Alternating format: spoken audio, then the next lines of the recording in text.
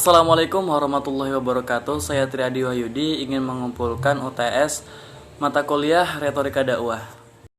Satu, jelaskan konsep dakwah dalam Islam disertai dengan dalil baik Al-Quran ataupun hadis, yaitu dakwah merupakan usaha untuk mengajak manusia ke jalan Allah. Dalam kajian ilmu filsafat, dakwah dikenal istilah ontologi ilmu dakwah. Ontologi ialah ilmu tentang yang ada, sedangkan ontologi dakwah membahas hal yang ada atau sumber dari segala sesuatu. Maka dalam penerapan dakwah, yang menjadi sumber dakwah adalah Al-Quran dan hadis. Maka perlu diperhatikan apa yang menjadi sumbernya sehingga dapat menambah khazanah atau ilmu pengetahuan bagi para juru dakwah. Dakwah dalam artian ajakan terlihat dalam Al-Quran surah Ali Imran ayat 104 yang artinya, dan hendaklah ada di antara kamu segolongan umat yang menyuruh kepada kebijakan, menyuruh kepada yang ma'ruf dan mencegah dari yang mungkar. Mereka lah orang-orang yang beruntung.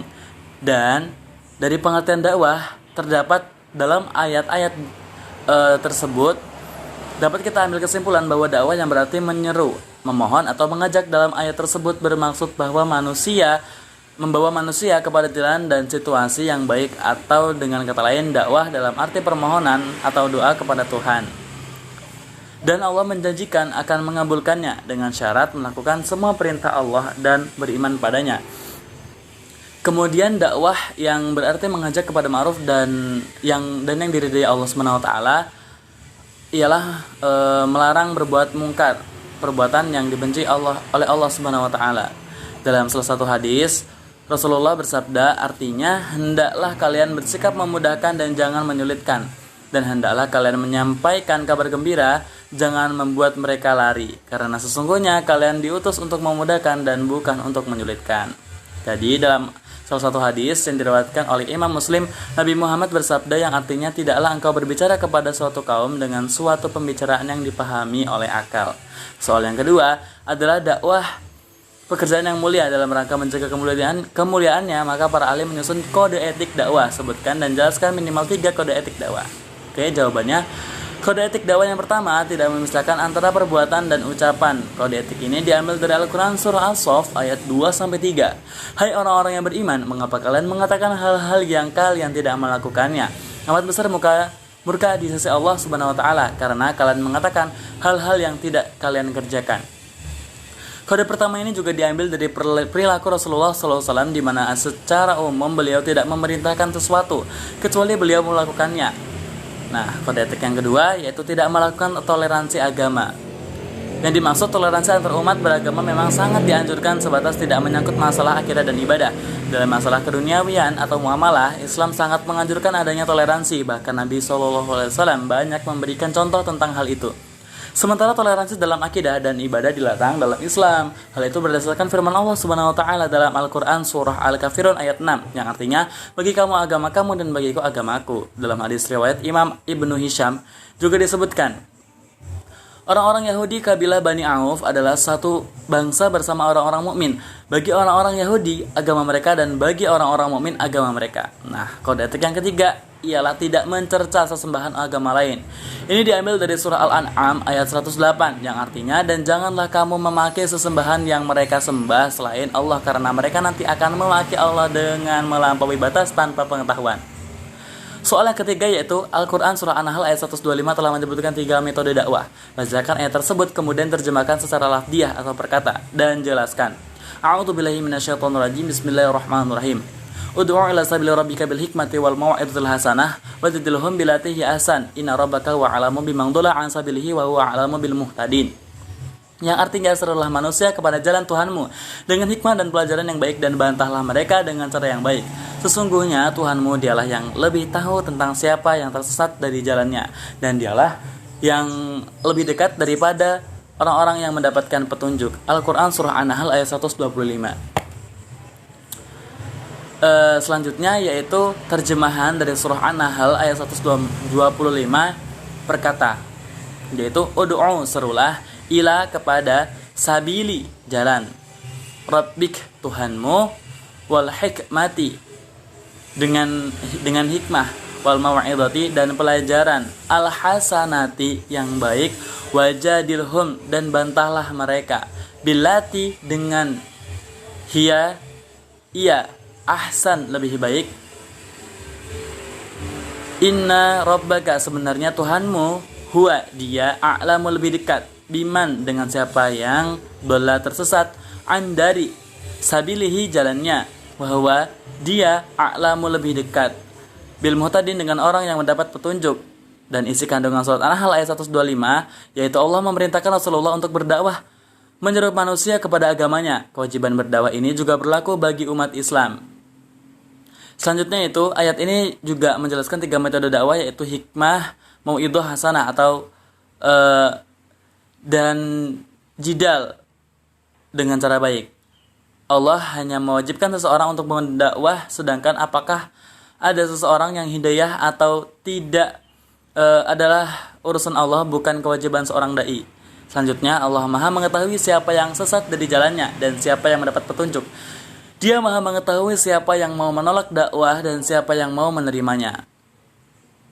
Dan selanjutnya ayat ini menenangkan Rasulullah dan para dai agar tidak sedih dan kecewa jika ada orang yang menolak dakwahnya. Soal yang keempat adalah dakwah memiliki bidang yang sangat luas. Salah satunya adalah khutbah, Jumat, dan ceramah. Pilihlah salah satu dari kedua bidang tersebut lalu jelaskan apa saja yang boleh dan tidak boleh. Yang boleh dalam khutbah Jumat yaitu yang diwajibkan sebagai syarat, yaitu khotib harus adalah seorang laki-laki. Khotib juga harus suci dari hadas besar maupun kecil. Khotib harus menutup aurat. Khotib harus berdiri ketika beliau sanggup untuk mampu atau dalam berdiri. Selanjutnya khutbah harus dilakukan pada saat zuhur usai azan kedua salat Jumat. Yang tidak boleh dalam khutbah yaitu berbicara saat khotib sedang khutbah. Imam Ahmad rahimahullah mengatakan telah menceritakan kepada kami Ibnu Namir dari Mujalid dari Asy-Syabi dari Ibnu Abbas yang telah mengatakan bahwa Rasulullah pernah bersabda, barang siapa yang berbicara pada hari Jumat padahal imam sedang berkhutbah, maka perumpamaannya sama dengan keledai yang memikul kitab-kitab yang tebal, dan orang yang berkata kepadanya, diamlah, maka tiada pahala Jumat mencatat. Yang kedua yaitu melangkahi pundak orang lain. Dari Jabir bin Abdullah berkata, seorang laki-laki masuk masjid pada hari Jumat sementara Rasulullah SAW berkhutbah. Laki-laki itu melangkahi orang-orang hingga Rasulullah SAW bersabda, duduk, sungguh engkau telah terlambat dan menyakiti orang-orang lain. Yang ketiga yaitu duduk sambil memegang lutut. Artinya Rasulullah SAW melarang dari duduk dengan menerapkan larangan pada saat imam sedang berkhutbah. Hadis riwayat Tirmizi nomor 514 dan Abu Daud nomor 1110. Al-Hafiz Abu Thahir mengatakan bahwa sanad hadis ini hasan.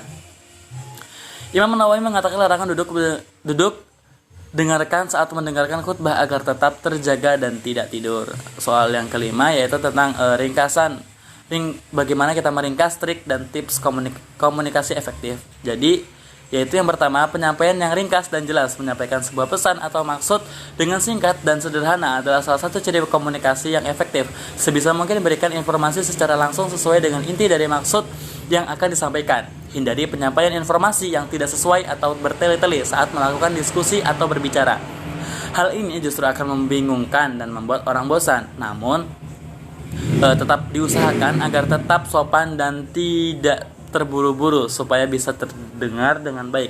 Hal ini juga berlaku saat kita ingin mengirimkan email atau apa itu ke rekan kerja kita atau atasan seperti itu.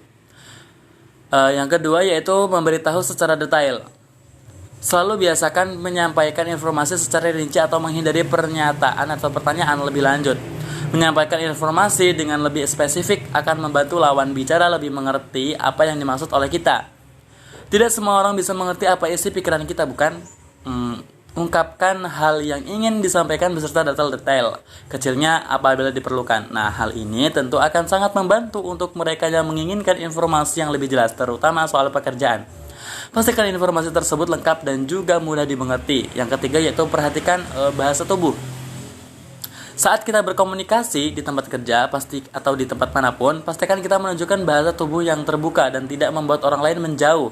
Bahasa tubuh adalah salah satu hal yang penting diperhatikan saat berkomunikasi. Hal-hal kecil seperti kontak mata, senyuman, dan postur tubuh menggambarkan kita sebagai lawan bicara yang lebih responsif serta terpercaya.